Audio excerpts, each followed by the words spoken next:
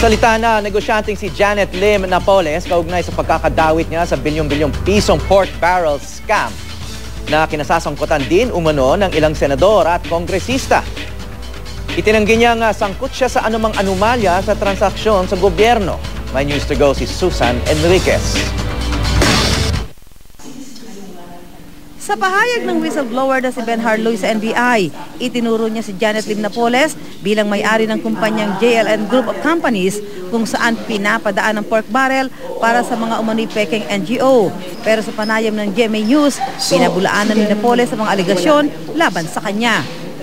Mrs. Napoles, 10 years na raw ongoing itong alleged scam na ito. Anong masasabi niyo rito? 10 years, 10 billion pesos. Anong comment? Wow, napakalaki niyan, 10 billion peso.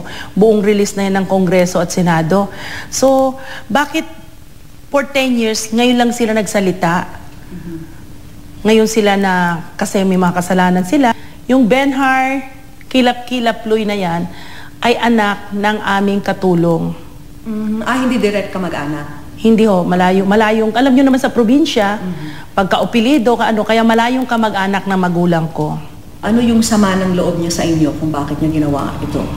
So nag-ugat ito nang malaman namin na sinasign for niya ang mga aking passbook, nag-loan siya against my money sa bangko na pinatunayan niya ng aming affidavit.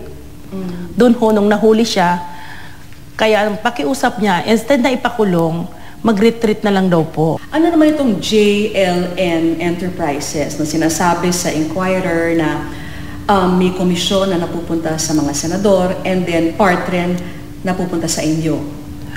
Allegation po nila yan, patunayan po nila. Pero familiar ba kayo sa mga foundation at NGO na inilihad ng Philippine Daily Inquirer? Hindi ho. Hindi rin ho kami kinuha ng side namin. Hinabol ko pa ho yung reporter nila na nakikiusap ako, kunin nyo naman yung side namin. Hindi rin daw niya personal nakakilala ang mga senador at mambabatas na sinasabing nakipagtransaksyon sa kanya. At ngayon, nadadamay din yung ilang mga senador. Kaya nga ho, nakakahiya. Nadadawit yung pangalan ni Senador Revilla, Enrile, Onasan, Marcos, Jinggoy. Meron ba silang kaugnayan dito sa mga foundation na ito? Hindi ko alam. Dahil kung sa amin at sinasabi nila ako ang utak niyan, wala akong alam dyan. Silang may alam, kaya sila ho dapat magbigay ng proof. Kung binibintang po niya sa amin, kailangan magbigay po sila ng proof. Kilala niyo ba itong mga senador na ito? Merong iba kilala dahil yung anak namin, pagkakaibigan niya, mag-classmate, pero wala po kaming transaksyon sa kanila. So yung mga senador na nabanggit ko, totoo bang naglaan sila ng pondo mula sa kanilang PDAF patungo dito sa mga foundation at NGO na ito? Hindi ko alam. Hindi kayo familiar? Hindi ako familiar sa kanila. Nahiya nga ako sa mga senador na binabanggit nila at sinasabi, pati sa LP, nag-donate ng 10 million. Ang dami ho. Parang napaka-billion. Kung i-compute mo naman, tinignan namin yung pinagsusulat nila, hindi naman umabot ng 10 billion.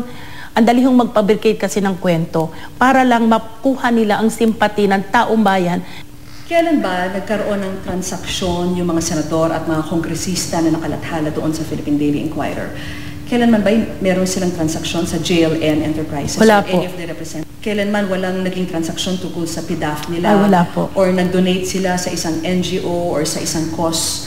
Hindi ko po alam trabaho nun, hindi ko po alam. I cannot say para sa isang senador ho, kasi wala po ako alam. Buti pa nga ho sina Benhar, ang dami po nilang nalalaman sa senador. Kung hindi ho sa inyo itong mga foundation na ito, kay Benhar ba ito? Siya ba yung nagtayo ng mga foundation at NGO na ito? Siya lang ho nakakaalam niya, mahirap naman sabihin ko. Siyang sumagot kung sino. Ano masasabi niyo na binansagan kayong mother of all scams? Hindi po. Ako ay isang mother ng mga anak ko. Si Benhar Kilap-Kilap-Luy ang scammer. Susan Enriquez, GMA News.